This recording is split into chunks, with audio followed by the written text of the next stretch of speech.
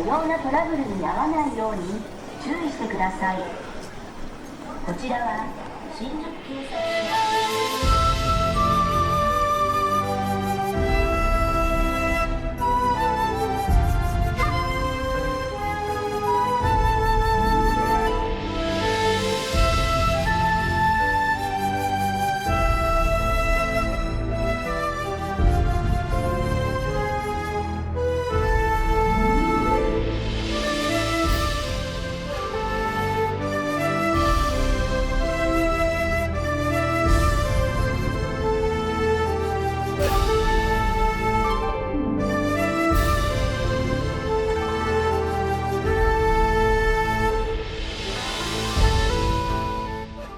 Welcome back, and here we are. As promised last week, we're starting Kyū Shigai Castle. Oh yes, this is a build I've really been looking forward to since I did the castle in Shimayama, which unfortunately you couldn't see because I lost that footage and the save games. I'm still trying to see if I can get them back, and if I can, I might go back in and do a couple of cinematic videos to show you what you could have missed. That's if I can get into it. No promises, but I'm going to give it a go. So here we are, like I said, doing Kyū Shigai Castle, and we're going to start with the parking lot. So I've split this into two videos because it is such a big build, and we do quite a lot with the grounds and everything around the castle. The first part, which is what you're watching now, is going to include the car park, the foyer area, I suppose, to it, the moat going around the castle ground, the first sort of like area you come into, which is like the open ground section of it, and a little Zen garden going next to it. As you saw a few weeks ago,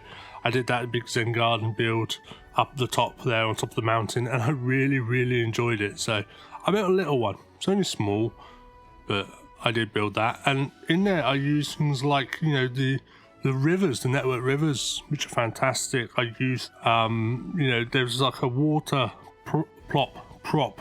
I'm doing it again. What does it mean, the word prop and plop? Plop the props, I suppose. But anyway, I digress quite a bit.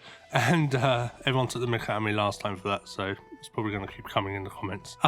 They have these nice prop water assets, which are just, you know, like a semi-translucent film that goes over the top and kind of makes a little water, which is fantastic because it's only a small little area. And I also use City Walls Japanese bridge from his first series there, his Kobayashi Island series.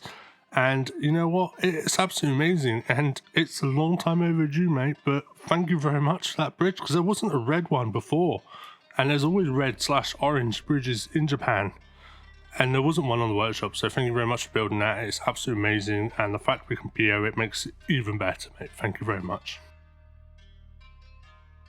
So let's go back onto what I'm doing on screen. So I'm building that car park now, and I've used the curbs to kind of outline what I want. Now the curbs aren't big enough for actually what I want to do here, so I'm just using them for outlines. I go back and I replace them with walls so I can make them slightly bigger. Not by much, but just by a little bit, just to kind of separate the areas out a little bit. And then I use the ploppable asphalt to cover the path or the road that goes through the middle. So I've got one of those plain roads that go right through the middle there, and I cover it up with the asphalt to kind of make it the same colour and, you know, to fill the area up a little bit. So this is going to be quite a large parking lot. I'm going to have things like the bus areas in here, as well as standard parking. Again, I make the same mistake I always make here, where the parking is the wrong way round. For any and all of my Japanese viewers, I'm so sorry I keep doing this.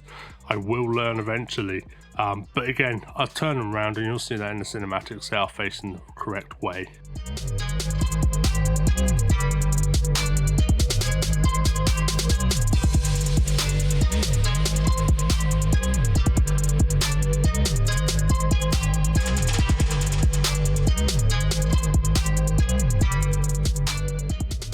So now I'm just using some decals here to do this bus terminal area. I suppose you can call it a bus terminal.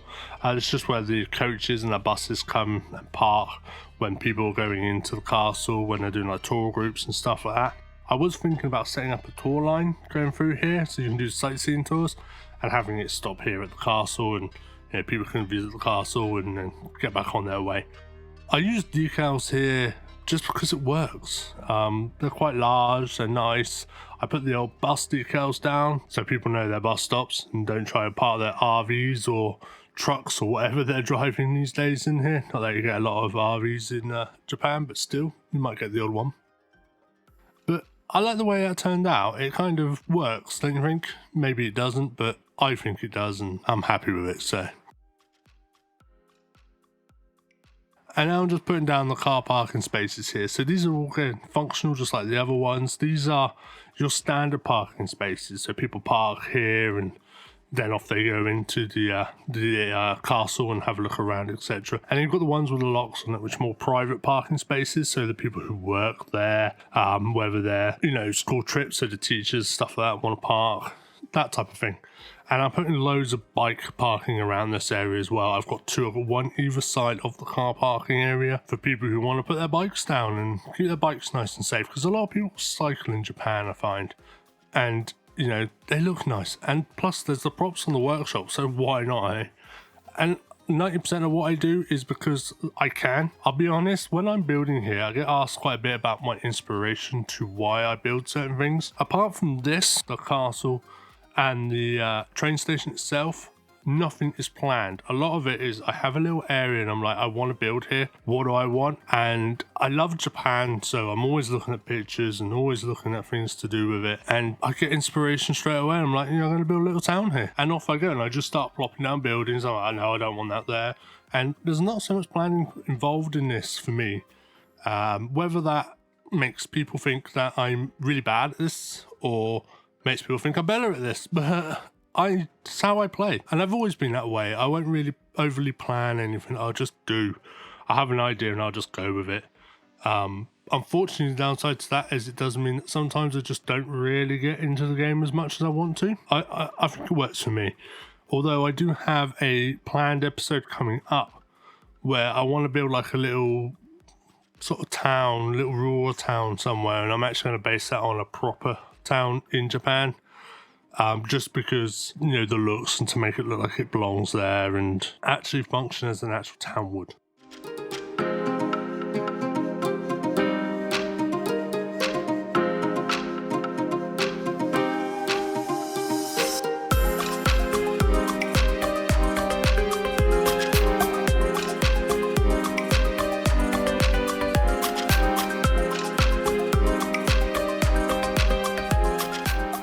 So this area that I'm just putting the planters around now is like a locker room area. Now, normally they'd be covered up, but I've left this one uncovered just so you can actually see it. I might go back and put a cover over it eventually, I don't know. But there's lots of locker rooms in Japan. Not locker rooms as we know them in the West where you go and get changed, but just lockers. People to put their backpacks in, put their luggage in, that type of thing. And just keep everything safe. There's a lot of that in Japan. Usually around train stations, but I thought it would look really nice here, so I put that in there. Using those planters from, you know, the PO system, as I say from the PO system, they're not from it, they're just planters that I PO, and I absolutely love them. As you know, I mentioned it 100 times in every video. I do think they're fantastic because I can PO them. Now I'm using the grass prop, which again I can PO to kind of cover this area up a little bit and make it look tamed but natural, if that makes sense. So it's a naturally built up area, you know, trees are growing, grass is growing, and wildlife is taking over, but it is also tamed and looked after. So using the cherry blossoms or Sakura trees in this area here, just to give it a bit of colour. I mean, otherwise this whole parking lot is kind of, it's black and green with a bit of white, let's be fair. I wanted to kind of make it look a little different and pop back up again. I did, as you saw, I've changed those trees now for these ones. These are actually magnolia trees, but they have the same kind of look. A lot more like Sakura trees, if you ask me, and they look nice. I like them, so I'm going to pop them there.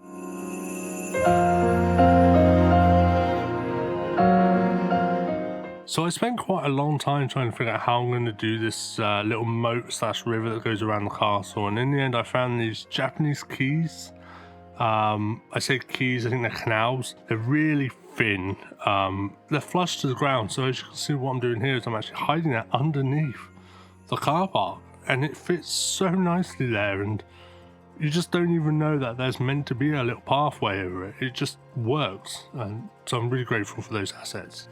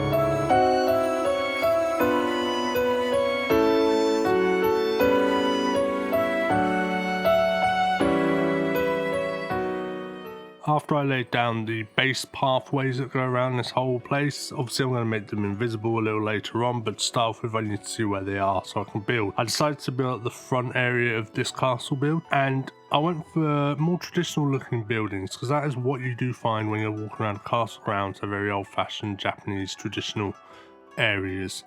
And I'm going to build up quite a lot here. I'm going to start with this sort of visitor center type thing here. Now this is a little different here because it goes over the canal a little bit, and you know, I build like a little thing to hold it up. I start with using some uprights just to support it, and in the end I end up building a big structure to make it look like it kind of goes down into the canal. Whether the water flows through it or around it, that's up to you, but it, you know, it does look quite nice. And put a fence around it, and I'm going to go do the buildings.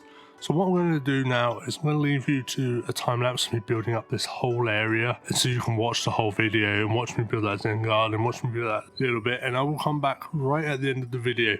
I want you to enjoy this as much as I did building it. It was absolutely fantastic, and thank you very much for being here while I take on this humongous project. It's something I'm incredibly proud of doing. So enjoy the video guys, and I will talk to you soon.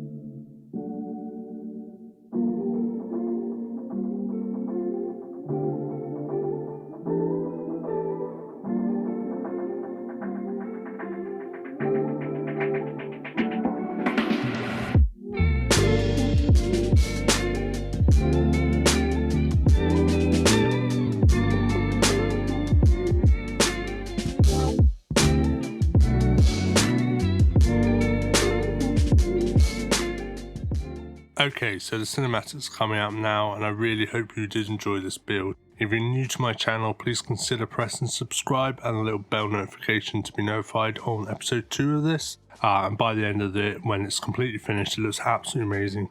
And if you're regular here or new, please leave a like and a comment down below and let me know your thoughts on this. I do answer every single comment at the moment that gets posted on my channel, so please feel free to leave a comment and I will reply.